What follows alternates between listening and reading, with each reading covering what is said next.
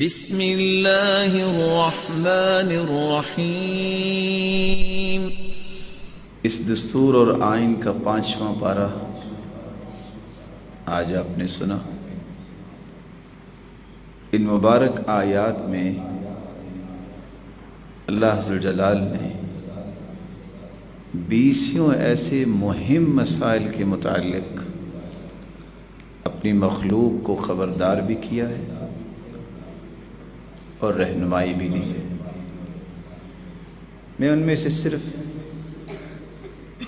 10 رہنمائیاں آپ کی خدمت میں پیش کرنا چاہوں گا۔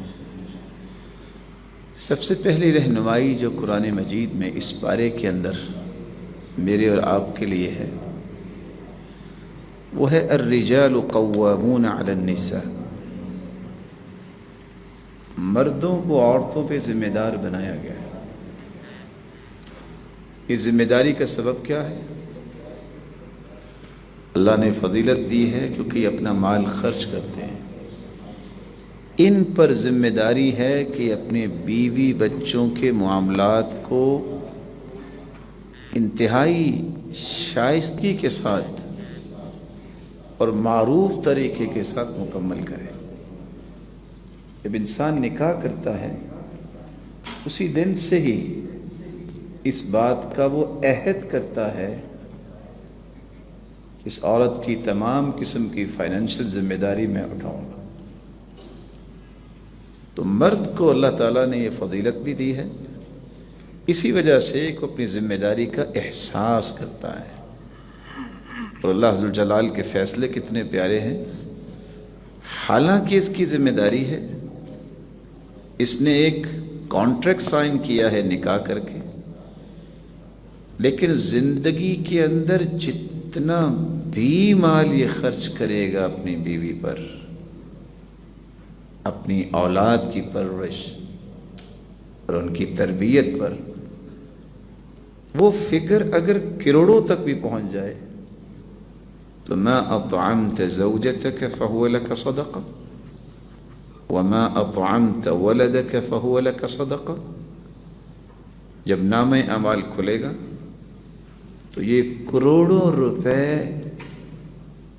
انسان کے نامہ اعمال میں بطور صدقہ لکھے ہوئے ہوں گے۔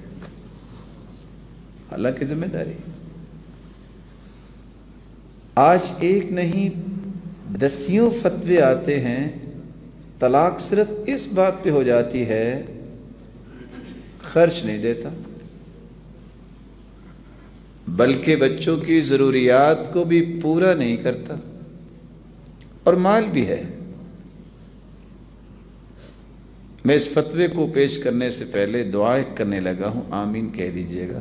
اللہ زندگی میں ہمیں اور ہماری اولاد و نسلوں کو بخل سے بچائی رکھے۔ یہ پتہ میں نے کیوں دعا کروائی؟ لا يدخل الجنت بخیل، بخیل جنت میں داخل نہیں ہو۔ اور یہ کوئی زندگی نہیں ہے کہ مال ہو اور انسان اپنے اوپر اور اپنے بچوں پر بھی خرچ نہ کرے۔ یہ تو شرمندگی، اس کو زندگی نہیں کہتے۔ رسول اکرم صلی اللہ علیہ وسلم نے فرمایا تھا، تم میں سے ہر ایک کوئی اپنے مال کی بجائے وارثوں کے مال سے زیادہ محبت کرتا ہے۔ کہا اللہ کے رسول وہ کیسے؟ کہا مالک ما قدمت ومال وارثک ما اخرت۔ جو تو نے دے دیا اللہ کی راہ میں، خرچ کر دیا، وہ تو ہو گیا تیرا۔ جو تم چھوڑ کے فوت ہو گئے وہ تیرے وارثوں کا۔ جو جوڑ رہے ہو یہ کس کا ہے؟ وارثوں کا۔ اس سے تمہیں زیادہ محبت ہے نا، اپنے مال سے محبت نہیں۔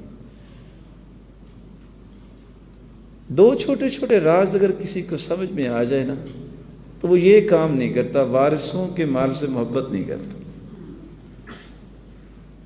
پہلا نکتہ، آپ 1 ارب روپے کے بھی مالک ہیں، جتنا بھی گہرا دوست ہے آپ کا درزی، وہ آپ کے کفن کو جیب نہیں لگائے گا۔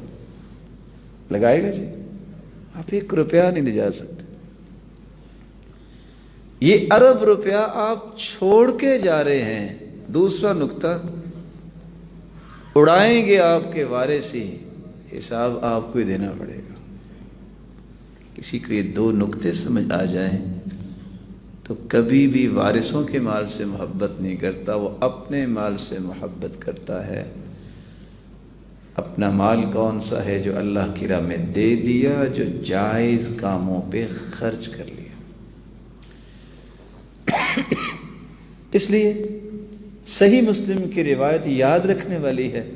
میری ایک ناقص رائے ہے، اگر یہ صحیح مسلم کی روایت لوگوں کو یاد ہو تو میں دعویٰ نہیں کرتا، لیکن 25% سے 50% طلاقوں کی شرح کم ہو جائے گی۔ طلاق کس بات پہ ہو رہی ہے؟ جوتی ہے، دوسری مانگی جوتی، اس نے لا کے نہیں دی، اس نے کہا ٹھیک ہے پھر مجھے طلاق دے دو، وہ کہتا ہے جاؤ لو۔ جس شخص کے پاس ایک بیوی کی قیمت جوتی جتنی ہے، اس نے پھر دین کو کیا سمجھا ہے؟ وہ صحیح مسلم کی روایت کیا ہے؟ دینار انفقتہ فی سبیل اللہ،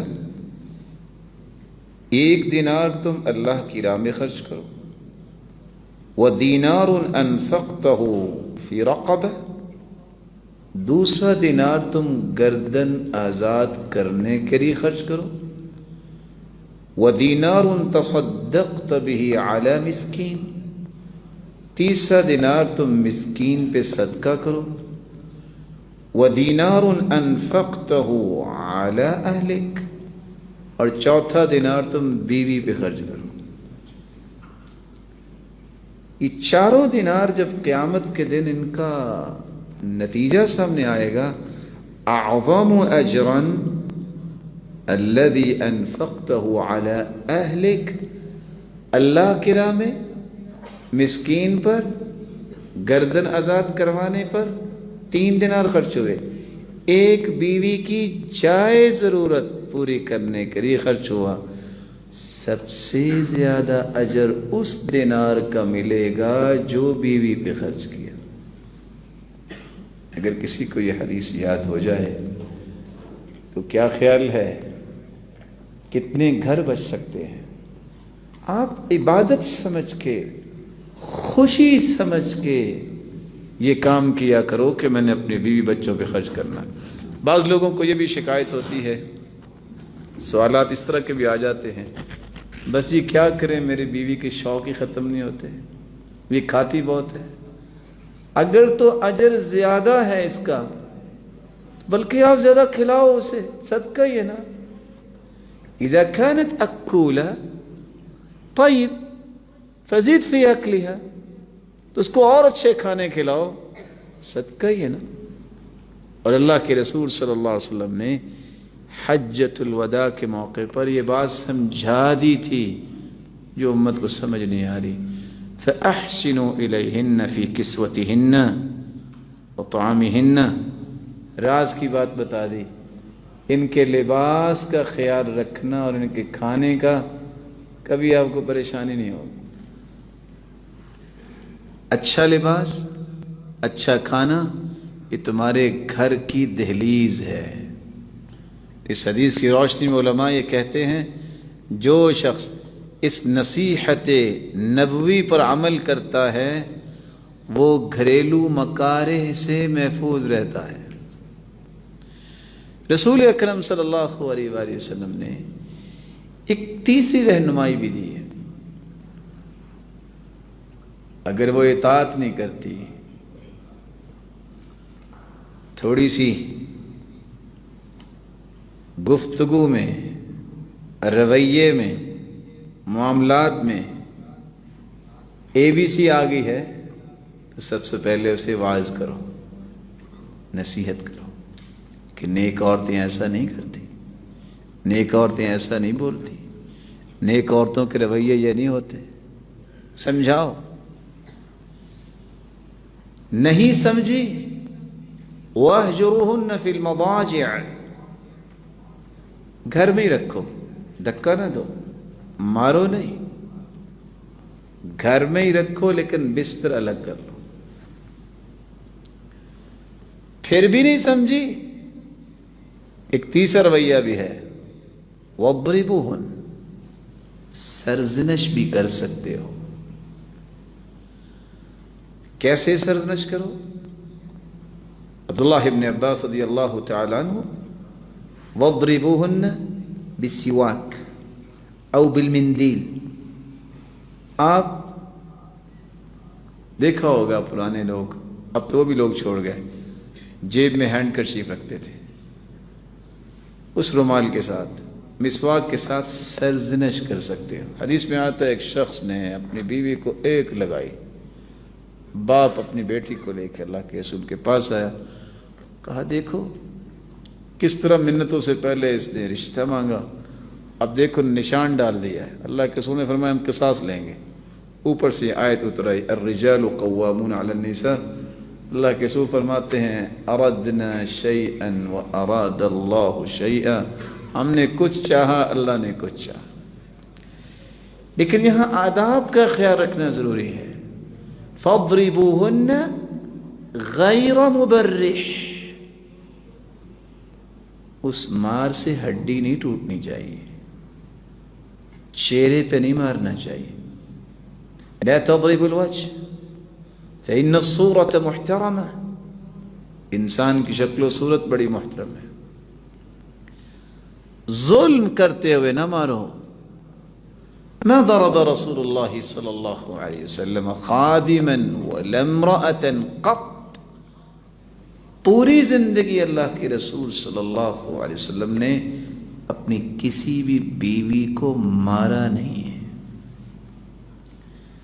لیکن جہاں کیا ہوتا ہے معاشرے میں، چونکہ پاکستان میں بادشاہ لوگ زیادہ رہتے ہیں، یہ ریورس گیئر لگاتی ہے، پہلے مارتے ہیں پھر جدا کرتے ہیں، بعد میں سمجھانے بیٹھ جاتے ہیں۔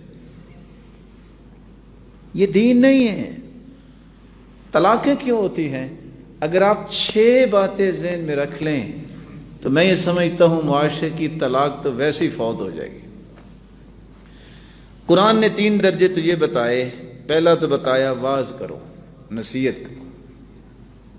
غصہ اگر آ جائے تو بندہ واعظ کر دے، طلاق نہیں ہوتی۔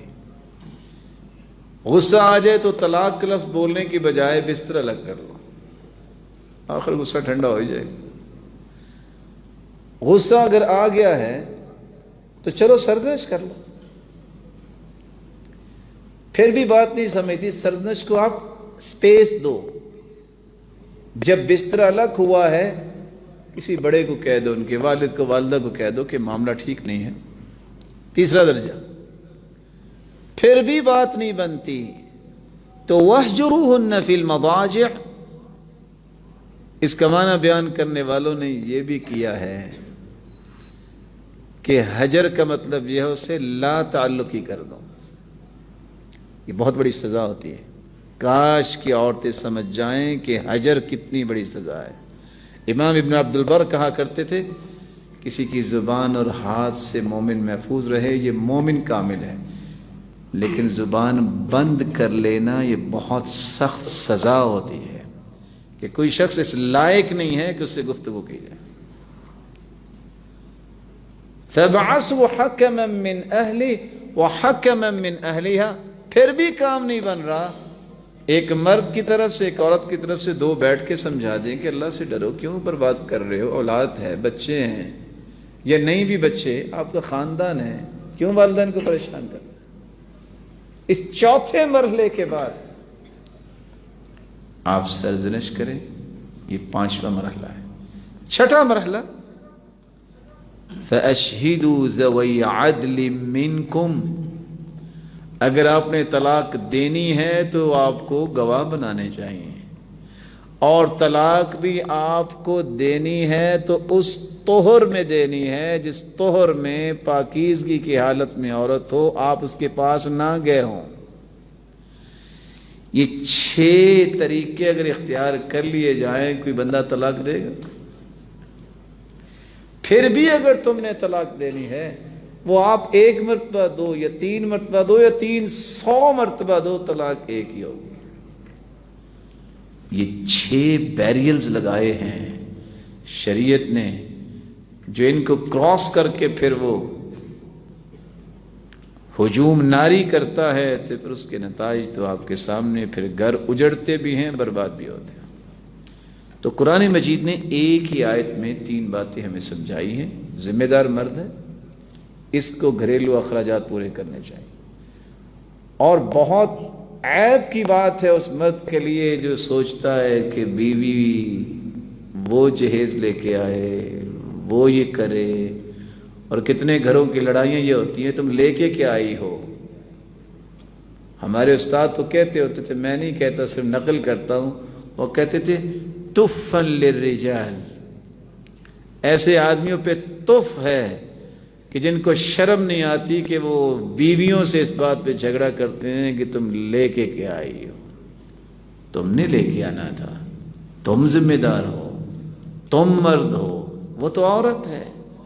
والدین اس سے زیادہ آپ کو کیا دیں کہ 18 سے 20 سے 22 سال پرورش کر کے، پال کے، تربیت کر کے تمہارے سپرد کرتے۔ چوتھا پیغام قرآن مجید نے اس پارے کے اندر جو پیش کیا ہے، وَاعْبُدُوا اللَّهَ وَلَا تُشْرِكُوا بِهِ شَيْئًا، اور اس کو 1 2 3 مختلف پیرایوں میں مختلف تعبیرات سے یہ پیغام دیا ہے۔ عبادت کے لائق صرف ایک اللہ ہے، صرف ایک اللہ ہے۔ عبادت صرف رکوع کا نام نہیں ہے، سجدے کا نام نہیں ہے، قیام کا نام نہیں ہے۔ امید باندھو تو اللہ سے، پکاروں کا رخ ہو تو اللہ سے، خوف ہو تو اللہ تعالیٰ کا، منت مانو تو اللہ عز و جلال کے لیے، نظر و نیاز مانو تو اللہ کے نام کی۔ ہر وہ چیز اس کو ہم عبادت تقرب الہی کے لیے جو عمل کرتے ہیں، وہ عبادت صرف اللہ عز و جلال کے لیے ہونی چاہیے۔ اور ساتھ اللہ نے فیصلہ کیا دیا، ان اللہ لا یغفر ان یشرک بہ ویغفر ما دون ذلک لمن یشاء، شرک اللہ معاف نہیں کرے گا۔ حدیث میں آتا ہے قیامت کے دن ایک مشرک کو لایا جائے گا، کہے گا اللہ عز و جلال اس سے، اگر جتنی دنیا تھی اتنی آج میں دنیا تمہیں دے دوں تو پھر کیا کرو گے؟ کہے گی اللہ میں فدیے کے طور پہ دے کے جہنم سے بچوں گا۔ اللہ فرمائیں گے لقد اردت منک اہون من هذا فابیت، میں نے تو تم سے صرف اتنا کہا تھا شرک نہ کرنا، فابیت، تم نے انکار کیا، آج میرے پاس تیرے لیے جہنم کے سوا کچھ نہیں، شرک معاف نہیں ہوگا۔ ایک 5واں پیغام بھی اللہ عز و جلال نے اس پارے کے اندر دیا ہے، ان اللہ یأمرکم ان تؤدوا الامانات الی اہلها۔ امانت فرائض کو بھی کہتے ہیں، امانت ذمہ داری، عہدے اور منصب کو بھی کہتے ہیں، امانت مال کو بھی کہتے ہیں۔ ہم یہ سمجھتے ہیں کہ مال کی خیانت بہت بڑی ہے، بلا شبہ بہت بڑی ہے، لیکن اس سے بڑی خیانت یہ ہے کہ انسان کا کوئی عہدہ اور منصب ہو، اس عہدے اور منصب میں خیانت کرتا ہے۔ بلکہ حدیث یہ کہتی اذا وسد الامر الى غیر اہلہ فانتظر الساعہ، جب نہ اہل کو اہل تم بنا دو تو قیامت کا انتظار کرو۔ امانت سے مراد فرائض بھی ہیں، اس سے بڑی خیانت کیا ہے کہ کوئی نماز ہی نہیں پڑھتا۔ مال کی چوری بلا شبہ یہ بہت گناہ ہے، لیکن نماز نہ پڑھنا یہ اس سے بڑا گناہ ہے۔ بلا شبہ جھوٹ بولنا گناہ ہے، لیکن جو نماز نہیں پڑھتا یہ اس سے بڑا گنہگار ہے۔ اس کو کوئی لوگ گناہ ہی نہیں سمجھتے۔ کاش کتابوں کو کھول کے اگر یہ 6 باتیں سن لیں، اگر کوئی بے نماز مر جائے اور یہ کہتا بھی ہو کہ کوئی ضرورت نہیں نماز کی، معاند ہو، ایسا انسان مر جائے، لا یغسل، اسے غسل نہیں دیا جائے گا، ولا یکفن، وہ کفن کا بھی مستحق نہیں ہے، ولا یصلی علیہ، نہ اس کی نماز جنازہ پڑھی جائے گی، ولا یدعا لہ بالمغفرہ، نہ اس کی بخشش کی دعا کی جائے گی، ولا یدفن فی مقابر المسلمین، نہ اسے مسلمانوں کی قبرستان میں دفنایا جائے گا، ولا یرث المسلم الکافر ولا الکافر المسلم، نہ اس کی کوئی وراثت لے سکتا ہے، کیونکہ وہ تو کفر کی حالت میں مر گیا، اولاد کیسے لے گی اس کی وراثت۔ اس لیے دعا یہ کرنی چاہیے، اللہ نماز کی پابندی کی توفیق عطا۔ رسول اکرم صلی اللہ علیہ وسلم پر یہ قرآن نازل ہوا ہے، اس میں ایک چھٹا پیغام بھی ہے۔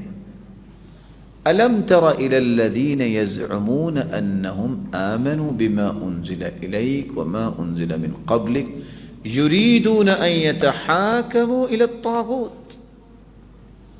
حکم یہ ہے قرآن کی بات مانو، یہ فیصلہ ہے، لیکن وہ قرآن کے فیصلوں کو چھوڑ کے طاغوت کے فیصلوں کی طرف لے جانا چاہتے ہیں۔ طاغوت کس کو کہتے ہیں؟ طواغیت۔ سب سے بڑا طاغوت شیطان ہے، پھر وہ طاغوت ہے جس انسان کی بات مانی جائے اللہ اور اس کے رسول کی بات کو چھوڑ کے اور وہ راضی ہو اس بات پہ، یہ بھی طاغوت ہے۔ اور حدیث کہتی ہے جس قوم کے اندر قرآن کے فیصلے نہ ہوں، وَمَا لَمْ تَحْكُمْ أَئِمَّتُهُمْ بِكِتَابِ اللَّهِ إِلَّا جَعَلَ اللَّهُ بَأْسَهُمْ بَيْنَهُمْ، جس قوم کے اندر قرآن کے فیصلے نہ ہوں اس قوم کے اندر اللہ عذاب کیسا ڈالتے ہیں؟ خانہ جنگی ہو جاتی ہے۔ ایک ساتواں پیغام بھی اس پارے کے اندر اللہ ذوالجلال نے دیا ہے کہ اگر تو کسی کی تمنا ہے کہ میں قیامت کے دن نبیوں کی صف میں ہوں، صدیقین کی صف میں ہوں، شہداء کی صف میں ہوں، صالحین کی صف میں ہوں، یہ ساری صفیں ہی کیا کمال کی صفیں ہیں، اس کے لیے دو کام کرنے پڑیں گے۔ ایک اللہ کی بات مان لو اور ایک اس کے رسول کی بات مان لو۔ قیامت کے دن 120 صفیں جنت میں جائیں گی، جن میں سے 80 صفیں اس امت کی ہوں گی۔ باقی 1,24,000 پیغمبروں میں سے آخری پیغمبر کی امت کو نکال کے باقی ساری امتوں میں سے 40 صفیں ہوں گے۔ لیکن کتنے خوش نصیب ہیں جو انبیاء اور رسل کی صف میں کھڑے ہوں گے، صدیقین کی صف میں کھڑے ہوں گے، شہداء اور صالحین کے صف میں کھڑے ہوں گے۔ لیکن کون؟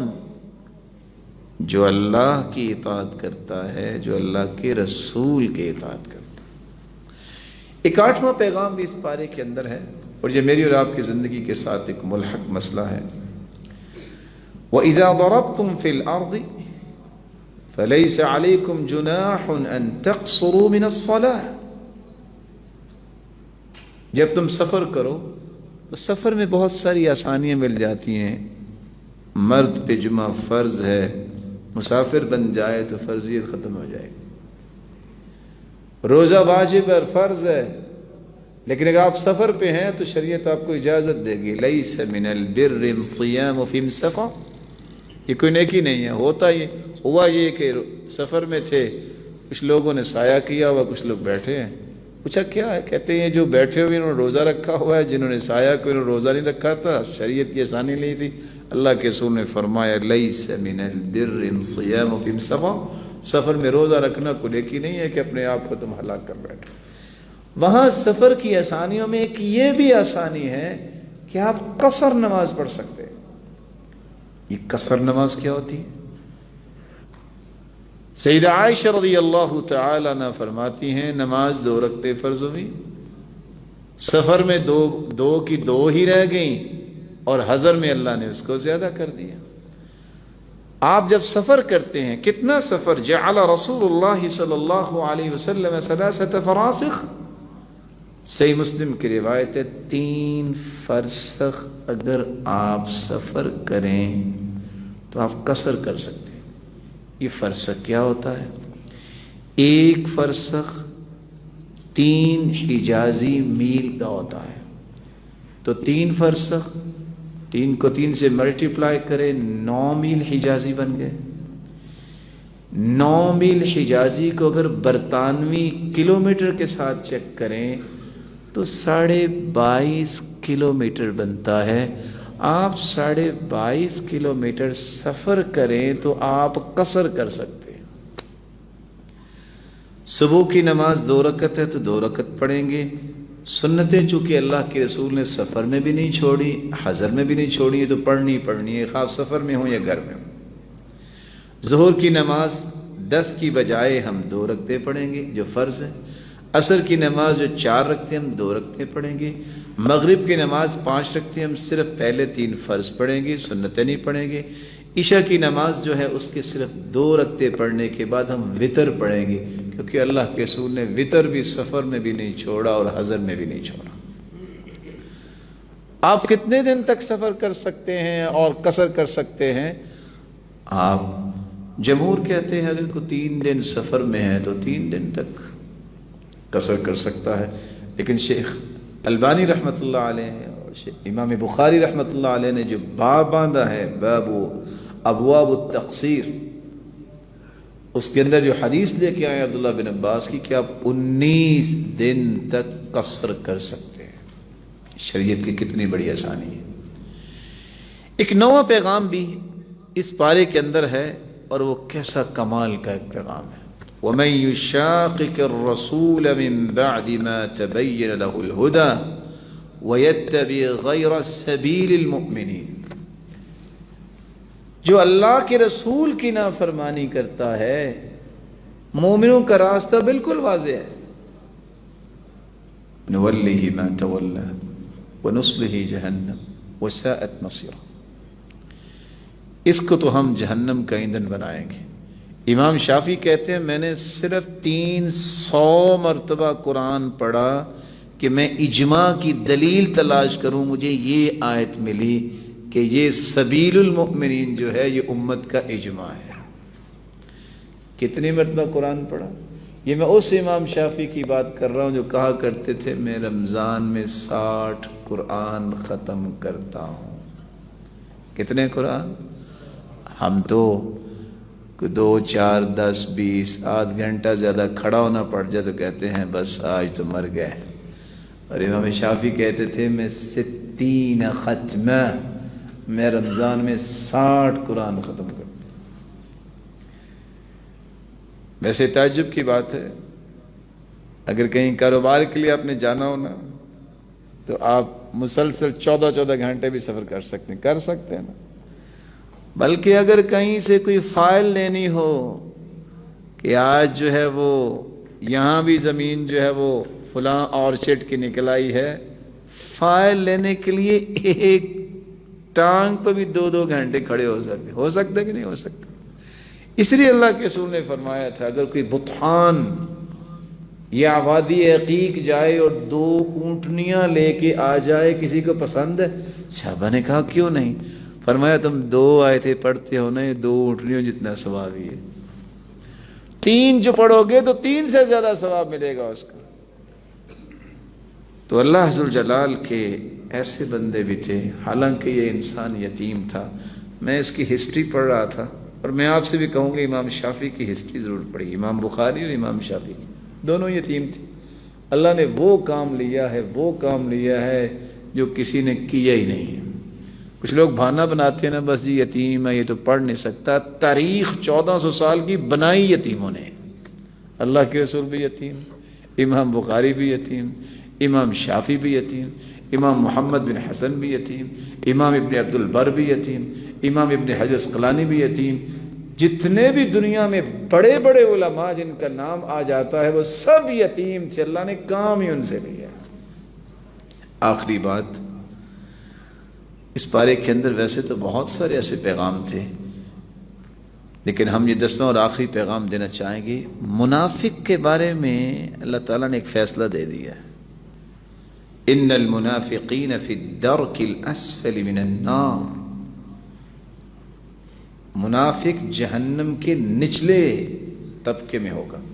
جس طرح درجات اوپر کو ہوتے ہیں نا، پہلا دوسرا تیسرا درجہ، درکات جو ہے نیچے کو ہوتے ہیں، سب سے نچلے درجے میں ہوگا تو منافق ہوگا۔ نفاق کی 2 قسمیں ہیں، النفاق الاکبر، النفاق الاصغر، بڑا نفاق، چھوٹا نفاق۔ بڑے نفاق سے مراد ہے اعتقادی نفاق، اس کے عقیدے میں نفاق ہے، اور چھوٹے نفاق سے مراد ہے عملی کوتاہیاں، عملی نفاق۔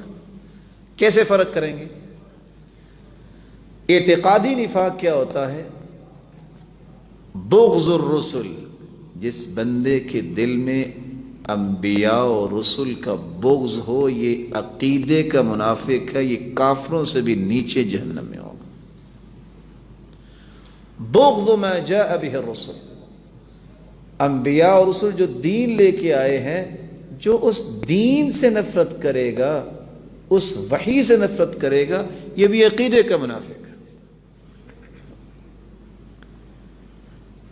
تیسری شکل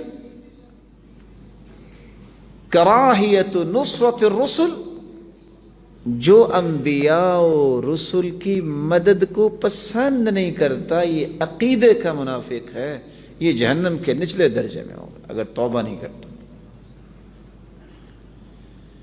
جو واجب نہیں سمجھتا کہ اللہ کے رسول نے جو بات بیان کی اس کو ماننا واجب نہیں، وجوب کا انکار کرتا، یہ عقیدے کا منافق ہے۔ جو اللہ کے رسول کی بات کی تصدیق کو واجب نہیں سمجھتا کہ نہ بھی اس کو سچا کہیں، یہ بھی عقیدے کا منافق ہے، اور یہ جہنم کے نچلے درجے میں ہوگا۔ اور عام نفاق کیا ہے؟ چھوٹا نفاق، جھوٹ بولنا، دھوکہ دینا، خیانت کرنا، لڑائی جھگڑے میں گالی دینا، یہ عملی نفاق ہے۔ اس سے توبہ انسان کو اس سے بھی کرنی چاہیے، ایک بھی نشانی ہو تو یہ بھی منافق ہے، لیکن یہ عقیدے کا منافق نہیں۔ عقیدے کا منافق دائرہ اسلام سے نکل جاتا ہے، لیکن جو عملی نفاق ہے، عملی نفاق سے انسان رہتا اسلام کے دائرے کے اندر ہے، لیکن یہ بہت بڑی کوتاہیاں ہیں، اس سے بھی انسان کو ہر وقت بچنا چاہیے۔ ایک نشانی جو قرآن نے بیان کی ہے، صرف اصلاح کے لیے میں بیان کر دوں، منافقوں کا ایک رویہ یہ بھی ہے، یحسبون کل صیحۃ علیہم، منافق نے چھوٹی چھوٹی بات کو پہاڑ بنا لیتے ہیں۔ یحسبون کل صیحہ، مومنوں کا رویہ کیا ہے؟ کہتے ہیں اللہ کے فیصلے ہیں۔ منافق کا کہے گا توبہ توبہ، پتہ چینی کتنی مہنگی ہو گئی؟ تو کیا چینی مہنگی ہوگی تو آپ کا رب بھی غریب ہو گیا؟ یہ منافقوں کا رویہ ہے، چھوٹی سی بات کو پہاڑ بنا دینا۔ وہ آج پتہ کیا ہو گیا؟ سبزی اتنی مہنگی ہوگی، تو پھر کیا ہو گیا؟ اللہ اور پیسے دے دے گا۔ توبہ، گوشت کو تو ہاتھ نہیں لگایا جاتا، تو کوئی ضروری ہے گوشت کھانا؟ عمر رضی اللہ تعالیٰ عنہ کے زمانے میں لوگ اکٹھے ہو کے آ گئے، جی گوشت بڑا مہنگا ہے، فرماتے ارخصوا، تم سستا کرو۔ کہتے ہیں ہم تو خریدنے والے ہیں، سستا تو وہ کرے جو بیچتے ہیں۔ کہتے تم میرے ساتھ وعدہ کرو نا، 1 مہینہ گوشت نہیں کھاؤ گے، دیکھتا ہوں سستا ہوتا ہے کہ نہیں ہوتا۔ تم نے سستا کرنا ہے۔ یحسبون کل صیحۃ علیہم ھم العدو فاحذرھم، معاشرے کے سب سے بڑے خطرناک لوگ وہ ہیں جو لوگوں میں افراتفری کریٹ کرتے ہیں۔ پتہ کیا ہو جائے گا؟ بس یہ ہونے والا ہے، ہوتا کچھ بھی نہیں۔ کیا ہو جائے گا؟ زیادہ سے زیادہ کیا بنے گا؟ قبر ہی بنے گی نا، وہ سب کی بننی ہے، پھر کیا ہوگا؟ اپنے رب کے پاس جانا ہے۔ بھی پریشانی تو اس کو ہو جو نماز نہیں پڑھتا، جو جھوٹ بولتا ہے، جو فراڈ اور دھوکے کرتا ہے۔ اگر آپ سچے مسلمان ہیں تو اپنے رب کے پاس جانا ہے، کس کے پاس جانا ہے؟ وہ بدو دیہاتی، اس نے باتیں سنی جہنم کی جنت کی، کہتا ہے یار ایک بات تو بتاؤ، مرنے کے بعد جانا کدھر ہے؟ کہتے ہیں اللہ کے پاس۔ کہتے ہیں وہ جو رحمان رحیم ہے؟ کہتے ہیں، کہتے ہیں پھر خیر ہے۔ دیہاتی کتنی سادگی سے کتنا پیارا جواب دے گیا۔ میرے اور آپ کے ذہن میں یہ بات رہنی چاہیے، من احب لقاء اللہ احب اللہ لقاء، جو اللہ سے ملنا پسند کرتا ہے نا، اللہ بھی اس سے ملنا پسند کرتے ہیں۔ اگر تو میرا سچا محبوب ہے میرا رب، تو مجھے اس سے ملنے سے جو ہے وہ پریشانی نہیں ہونی چاہیے، پریشانی اس پہ ہونی چاہیے کہ میری تیاری ہے کہ نہیں ہے۔ اللہ سے ملنے کی کبھی بھی کراہت نہیں دل میں آنی چاہیے۔ لوگ تو کہتے ہیں نا اللہ 70 ماؤں سے زیادہ پیار کرتا ہے، پتہ نہیں کسی حدیث میں آیا ہوگا، ہم نے ویسے نہیں آج تک سنی۔ کروڑ مائیں بھی اکٹھی ہو جائیں تو اللہ اس سے بھی زیادہ پیار کرتا ہے۔ یہ 70 کی تو لوگوں نے بات بنائی ہوئی ہے، یہ کسی حدیث میں نہیں آیا۔ اللہ عز و جلال اپنے بندے سے کتنا پیار کرتے ہیں۔ فرشتوں سے صرف یہ پوچھتے ہیں، تم نے جب میرے بندے کے بیٹے کی روح قبض کی، اقبضتم ثمرۃ فؤادی، تم نے اس کا دل کا ٹکڑا چھین لیا؟ ذرا غور کیجئے گا. فرشتے کہتے ہیں ہاں. اچھا پھر وہ کیا کہہ رہا تھا؟ واسترجع حمدک واسترجع، اللہ بس الحمدللہ ہی کہا اس نے، اور انا للہ و انا الیہ راجعون کہا ہے. کہا فرشتوں جنت میں اس کا گھر بناؤ، وسموہ بیت الحمد، ایسا گھر بناؤ اس کو بیت الحمد اس کا نام رکھو کہ جو بھی جنتی دیکھے اس گھر کی تعریفیں ہی کرتا ہے. اللہ ذوالجلال اپنے بندوں کو جب بلاتے ہیں، میں تو حیران ہوں اس حدیث کو پڑھ کے. فرشتہ آنکھ جھپکنے کی جو دیر ہے نا انسان، یہ بھی بہت زیادہ ہے، اس سے بھی کم وقت میں روح قبض کرتا ہے. اور صرف اتنی کو دور بیٹھے ہوتے ہیں، صحیح الجامع کی روایت فرشتے جو جنت کے رومال لے کے بیٹھے ہوتے ہیں، جن میں خوشبو ہوتی ہے، جو جنتی انسان ہوتا ہے. آنکھ جھپکنے کی دیر ہوتی ہے کہ فوراً اس کو لے لیتے ہیں اور آسمانوں کی طرف. ہر آسمان پہ اس کا استقبال ہوتا ہے، اور آخر جنت میں سبز پرندوں کی شکل میں قندیلوں میں جنتی مہمان بن جاتا ہے. اور سچ کہا تھا اللہ کے رسول نے کہ بعض بندے مستریح ہوتے ہیں، بعض مستراح منہ ہوتے ہیں. اللہ کے رسول یہ کیا مستریح مستراح؟ فرمایا جو نیک ہوتا ہے نا، یستریح من تعب الدنیا، نیک آدمی تو دنیا کے جھنجھٹوں سے اس کی جان چھوٹتی ہے، وہ اللہ کی جنتوں کا مہمان بن جاتا ہے. اور مستراح من وہ ہوتا ہے ایسا غلیظ انسان کہ جب وہ مرتا ہے نا، یستریح منہ الشجر والبلاد والعباد، درخت بھی کہتے ہیں جان چھوٹی، لوگ بھی کہتے ہیں جان چھوٹی، ہمارے سے دور ہو گیا، اور بلاد بھی، ملک بھی، یہ دنیا بھی کہتی ہے جان چھوٹی، ہم سے چلا گیا. تو دعا کیا کریں اللہ ہمیں مستریح بنائے، جب ہم جائیں تو دنیا کی مصیبتوں سے جان چھڑا کے جنت کے مہمان بنیں. آج کی مجلس کے میں صرف 2 پیغام دینا چاہوں گا. زندگی کے اندر انبیاء و رسل اور ان کی لائی ہوئی شریعت سے کبھی بھی کراہت نہ دل میں لانا. اور آپ کے علم میں ہے کہ نواقض اسلام 10 ہیں.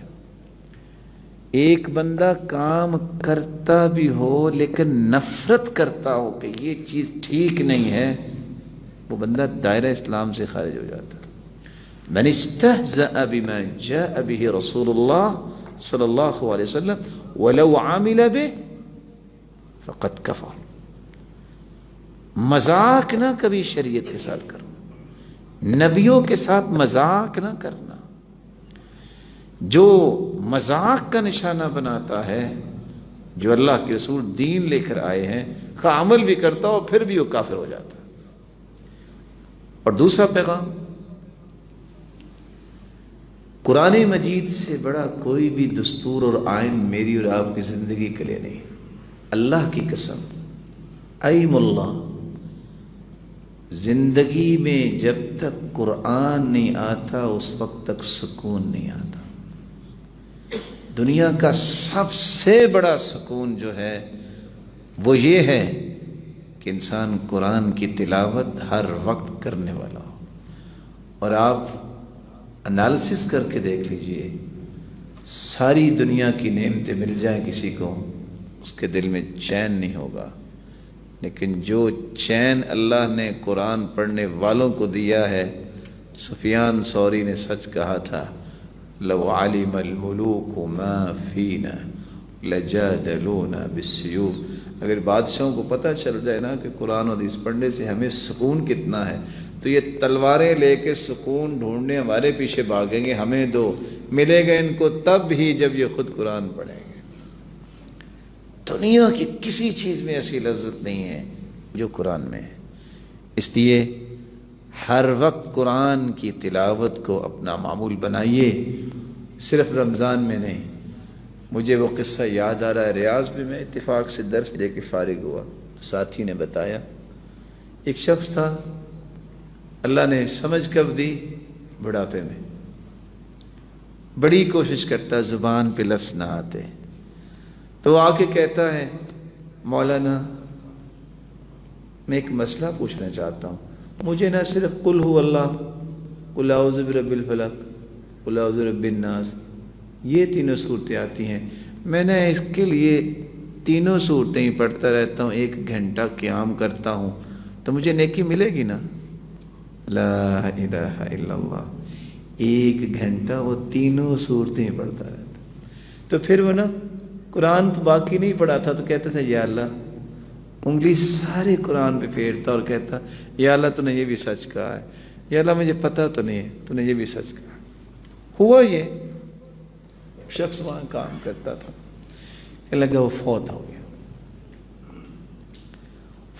گیا، بارش ہو گئی، خواب آنے والے کو خواب آئی، رشتہ داروں کو کس کی بارش جو ہے وہ اس کی قبر میں چلی گئی، اور واقعی دیکھا ایسا، اس کی قبر چینج کرنے لگے۔ شرعاً جائز ہے کہ آپ قبر چینج کر سکتے ہیں، صحیح بخاری کی روایت سے علماء نے استدلال لیا ہے، جب رئیس المنافقین کو قبر میں لٹا دیا گیا تھا تو وہاں نکال کے دوبارہ اللہ کے رسول نے پھر اپنا قمیض پہنایا تھا، تو جائز ہے اگر قبر کشائی کرنی پڑے۔ اور آج کل آپ دیکھتے ہیں کہ بس اوقات ایسے معاملات بن جاتی ہیں پولیس میں بھی، تو قبر کشائی کرنی پڑتی، کہتے ہیں صرف ہم نے چینج کرنے کے لیے جب اس کی قبر کھولی تو اس کے سینے پہ ایک پھل پڑا ہوا تھا، کہتے اللہ جانتا ہے کہ آج تک نہ ہم نے وہ پھل دیکھا اور نہ ہی اس کی مٹھاس دیکھی۔ اللہ ذوالجلال قرآن کی وجہ سے جو دنیا میں لذتیں دیتے ہیں، اس کو آپ خربوں سے ملٹی پلائی کریں، اتنی لذتیں اللہ جو ہے قبر اور جنت میں عطا کریں۔ اس کے بارے میں کبھی دل برا نہ کیا کریں، قرآن پڑھنے اور سننے میں۔ اللہ مجھے اور آپ کو توفیق سے نوازے اور آپ سب کو بہت برکتوں سے نوازے۔ وآخر دعوانا الحمدللہ۔